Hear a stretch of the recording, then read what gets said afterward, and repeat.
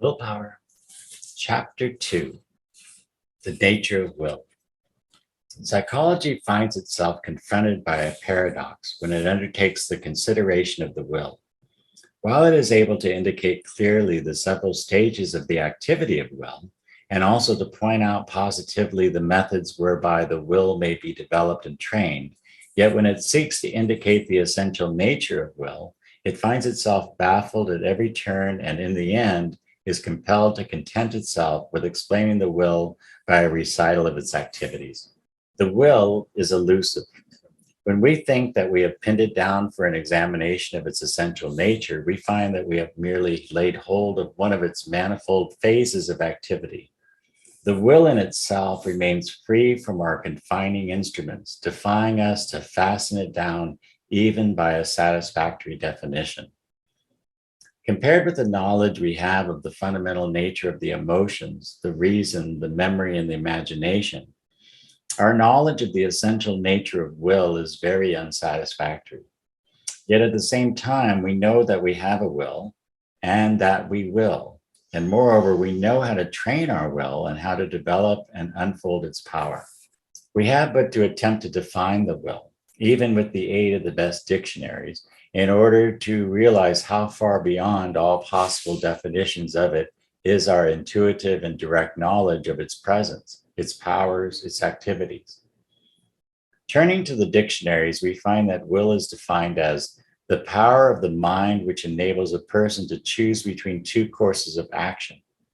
Also, the actual exercise of the power of choice. And in a secondary meaning, strong wish or inclination, desire or conated feeling. The dictionaries further inform us that the power of choice is the distinctive attribute of will, and that the exercise of that power is more properly called volition. Now, this definition is not in accord with the fuller conception of the term will, which most of us entertain. Moreover, it is not in full accord with the teaching of the best modern psychology. Most of us, when we employ the term will, have in mind the exercise of the strong, purposeful, determined power of the ego, or I am I. We know that within ourselves is a strong dynamic force, which when applied with a set of determined purpose, is capable of acting with tremendous force, overcoming obstacles, breaking barriers, and sweeping away opposition. Moreover, the best modern psychology informs us that will always is concerned with action, and that without action, there is no completed process of will. In the present book, we shall consider will as being essentially concerned with action, and as being most characteristically manifested in the mental states which we know as purpose and determination, respectively. All the other phases of will we shall regard as being merely incidental to this phase of purposeful determination, and as contributing to such phase. By following this course, we believe we shall be emphasizing the practical aspect of willpower, and that we shall be keeping the inquiry and instruction in the channel promising the greatest benefit to you in the accomplishment of your ends and aims, your ambitions, and your hopes. The term purpose seems to express satisfactorily this understanding and conception of will. It is defined as the view, aim, design, intention, determination, resolution, or will to accomplish or reach some particular object. Another definition is that which a person sets before himself as the object to be gained or accomplished, the end or aim which one has in view in any plan, measure, or exertion, and which one intends to do, hence his intention, design, plan, or project. Employed as a verb, the term purpose is defined as to intend, to design, to determine or resolve on anything as an end or object to be gained or accomplished. The term determination in this particular meaning is defined as strength or firmness of mind, firm resolve or resolution, and absolute direction to a certain end. In the mental state of purposeful determination and in its resultant action, we have at least a working principle of the phase of willpower with which we are vitally concerned in this book. We shall consider and apply the principles of the other phases of will toward the end of the accomplishment of this purposeful determination phase of willpower. We ask you to fix this principle in your mind and to keep it in view throughout the entire course of this inquiry and instruction. Memorize the term purposeful determination. We have thought it well to present to you at this point a brief and general synopsis of the 5 stages of will, the stages which each and every process of will manifests as it unfolds into active expression. The more clearly you understand the processes of will, the more clearly will you be able to will. These 5 stages of will are as follows. 1, feeling and emotion. 2, desire and impulse. 3, deliberation and consideration. 4, determination and decision. And 5, voluntary expression and action. Here follows a brief description of each of the above stated 5 stages of will. 1, the stage of feeling and emotion. Feeling is defined as the simple, agreeable, or disagreeable side of any mental state. Emotion is the complex of feeling. Feeling is the indispensable element of all emotional states. While feeling in itself is not to be regarded as a phase or aspect of perfected will, yet it is true that feeling is one of the raw materials of will action. Or stating it in another form, all will activities have their roots embedded in the soil of feeling and emotion. This fact is not generally recognized by the average person, but it is one which everyone is forced to admit when he analyzes and examines his will processes. In the category of feeling and emotion, we of course include the moral and religious feelings and emotions, as well as each and every other form or forms of feeling and emotion. It has well been said that the phenomena of the world have value to us only insofar as they affect our feelings. The importance of this is recognized when we realize that all will activities proceed from desire, and that desire is but the active aspect or phase of feelings. We will to do only what we desire to do, and we desire to do only what our feelings report as comfortable, satisfying, and contenting rather than the opposite. If an object or subject fails to arouse interest and agreeable feelings, if it thus possesses no interest or attraction for us, then we experience no desire or impulse to have or do anything concerning the attainment of that object or subject. If we have no aversion or repulsion, also phases of feeling, concerning a subject or object, then we experience no desire or impulse to avoid or escape or to get rid of or away from that subject or object. Without agreeable or disagreeable feelings or interest concerning any particular thing, we have no desire or impulse to act in any way concerning or relating to that thing. It has no will value for us in such case. If feeling and emotion were eliminated from our mental being, then all things alike would prove absolutely uninteresting to us. In such case, in the familiar phrase, all things would look alike to us. We should not want any of them, nor should we want to take any action toward attaining any of them. Likewise, we should not dislike any of them, nor should we want to take any action in the direction of escaping, avoiding, or getting away from anything whatsoever. In such case, our will would be so absolutely passive and inert that it might as well be non-existent. 2, the stage of desire and impulse. The essential active element of desire and impulse is that which in psychology is called conation, which is defined as that element of consciousness which shows itself in tendencies, impulses, desires, and acts of volition. It is essentially a mental state of unrest, and it manifests whenever a mental state tends by its nature to develop into something else. Desire is defined as a conative tendency toward that which promises emotional satisfaction and content, or else away from that which threatens emotional dissatisfaction and discontent. Desire has for its object the satisfaction of some form of pleasurable feeling or the escape from some form of painful feeling. This pleasurable feeling or painful feeling, however, may be concerned with either A, immediate, or B, remote events. Likewise, such events may concern either C, the individual himself, or D, others in whom he is interested and to whom he is related by the bonds of affection or sympathy.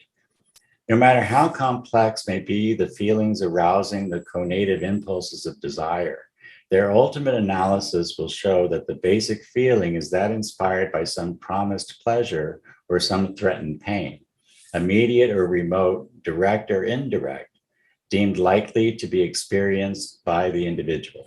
Desire is the connecting link between feeling and will. On one side, it is blended with feeling. On the other side, it blends into will. It depends for existence upon feeling. It depends for expression upon will. Desire always manifests by a more or less definite want or want to, this accompanied by a peculiar feeling of tension or strain known as impulse. The stronger the desire, the stronger is this tension or strain of impulse, this conative urge toward action. Feeling and emotion inspiring desire may manifest on the open plane of consciousness, or again, they may abide more or less concealed in the recesses of the subconscious mentality. Or again, they may exist in the guise of habit. But wherever they exist or abide, or in whatever form or guise they present themselves, they are always feeling an emotion in the stage of transformation into the conative energy of desire and striving to escape and find release in voluntary action of the will. 3, the stage of deliberation and consideration. Deliberation is the act of deliberating or weighing in the mind. In this stage, you find yourself confronted with several alternative courses of action, or else with the question to do or not to do some particular thing. In each and every instance of deliberation, however, you will find that each alternative course of action will involve certain phases of desire, i.e., certain tendencies to attain or to secure something promising emotional satisfaction and content, or else to escape from and to avoid something threatening emotional dissatisfaction and discontent. These alternative appeals of desire to will present conflicting emotional attractions or repulsions, or both. These you weigh one against the other, one set against the other, until finally you strike the balance of decision. In such cases, you will find yourself, figuratively speaking, tasting these several dishes of emotional food, noting the agreeable or disagreeable qualities of each, and endeavoring to decide which promises the greater degree of emotional satisfaction or dissatisfaction, content or discontent. The fact that in the process of deliberation you call upon reason, memory, imagination, and other mental powers or faculties to assist you in your decisions must not cause you to overlook the all-important part played in it by desire.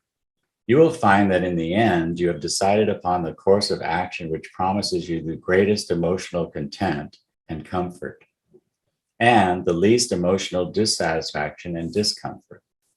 You have employed reason and its assistant faculties and powers merely to enable you to discover which of the alternatives possesses the greatest promise of ultimate and permanent emotional value along the lines of content and comfort. Your reasons governing your decision concerning will action are always found to be based upon motives of this particular kind.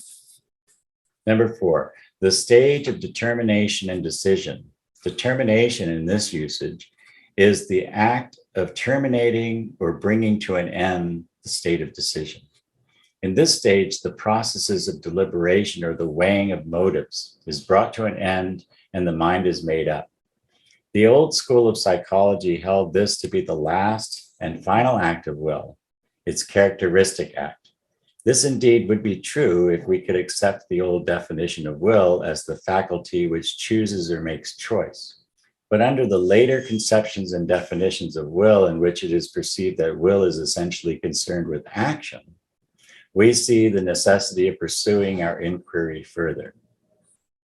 There is a marked difference between the usage of merely making up your mind or of even deciding to act and that of actual performance of the associated action which you have decided to perform. Many a time you have made up your mind and have decided to act only later to fail to act or to carry out your decision. This distinction is illustrated by William James' familiar story of the man making up his mind and deciding to get out of bed on a cold morning when the alarm clock sounded, Frequently, he finds it necessary to make up his mind and to decide several times before he finally expresses the thought in action. In this inquiry and instruction, accordingly, we have taken cognizance of the further phase of determination, which is defined as strength and firmness of mind, firm resolve or resolution, absolute direction to a certain end. In this phase of the stage of determination, you reach the process of purposeful determination. Here, the stage of determination blends into that of voluntary action and becomes one with it. Number 5, the stage of voluntary expression and action. Voluntary action is defined as the process of acting and moving by willpower. This is the final stage of the will. It is will in full flower. It is toward this end that will has been struggling and striving, which effort has given activity to all the processes of the preceding stages or phases of will. Voluntary action is the very spirit of will. Without the manifestation of voluntary action, the will process is practically incomplete. Determination is the decision to will, or in its more active phases, the resolve or resolution, the purposeful determination to will, or in still more intense manifestation, even the will to will itself. But in voluntary action, we have what has been called will willing itself in action and manifesting itself as will. Here, the trigger of the will has been pulled by the I am I. Here, the spring of action has been released. Here, the will drives itself into action, sets itself to work. Here, the will not only wills to will, but also actually wills itself into full manifestation and expression. Here we have the real will expressing its purpose, its determination, and its full power and inner nature. This is the phase of will that so eludes our definition in formal terms, because we have no terms other than those of will itself with which to define it. In the previous phases or stages, we could employ the terms of feeling, desire, or reason in striving to indicate the nature of the processes of such stages or phases. But here we have nothing else with which to compare will, for there is nothing else of its kind. Will is unique, sui generis, alone in its class, in a class by itself. You cannot hope to apprehend intellectually its essential nature, but you can and do know it and experience it within yourself as the closest instrument, implement, and power of the I am I, the ego, the self. Expression and inhibition. There are two general phases or forms of voluntary action with which you must become acquainted. The first phase or form is that of expression. Here, the will action proceeds in the direction of checking, restraining, keeping back, or inhibiting the expression of certain insistent but objectionable mental states seeking to inspire the will to action. Here, the effort is exerted in response to the stronger opposing mental states, which have won in the will conflict during the stage of deliberation and decision. In inhibition, the will is employed for the purpose of binding, locking up, and restraining the activity of the defeated set of desires, which repeatedly present themselves in an attempt to reverse the former decision of the will. Many regard the phase of expression as the characteristic activity of voluntary action. And from one point of view, this is correct. But you should never lose sight of the fact that the man who can and will manifest the plane of inhibition when necessity arises and wisdom dictates such course, is nonetheless the man of giant willpower.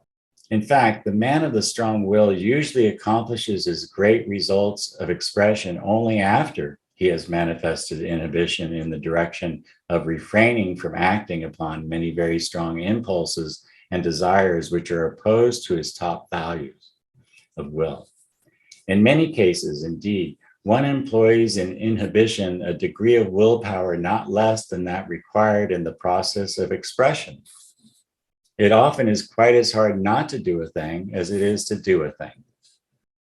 The man of purposeful determination and willpower achieves his distinction very largely by reason of the fact that he is able to hold before his mental vision one ideal or set of ideals, one set of prime motives, one set purpose, one top value, and then resolutely and determinedly, even ruthlessly, to thrust from his region of will all conflicting and opposing tendencies and desires, inclinations and impulses, urges, and cravings. In order to accomplish some one great thing, you will often find it necessary not to do many other things which conflict with and oppose that one great thing. In the exercises which form a part of this introduction, you will be asked to manifest this phase of inhibition by willpower. By doing so, you will make progress in the attainment of the giant will. This not necessarily because of any special demerit or evil in the inhibited desires and actions, but simply and solely because by reason of such deliberate and determined action of the will, you may develop will muscle and may learn how to hold fast the fiery steeds of desire which are pulling your chariot of will. The steeds of desire serve well their rightful purposes when they are held well in hand, but unrestrained, they frequently run away and end up overturning the chariot and perhaps destroying the driver. Their training consists of alternative stimulation and inhibition, deliberately and determinedly devised and executed. The purpose of the training is that through actual practice and exercise, the fiber of your will shall be made strong and firm, tough and tenacious. By training your desire nature to submit to the control of the will intelligently applied, and by training your will to control intelligently your desire nature, you not only develop the art of efficient voluntary action, but also train the desire nature to exert to the full its wonderful powers, or else to withhold its forces when the object of the purposeful determination is best served by such restraint. Expression and inhibition are the two great levers of your machinery of will. Acquire the art of employing each efficiently and effectively under the guidance and direction of your reason and in the service of your prime motives, your top value, your great ideals.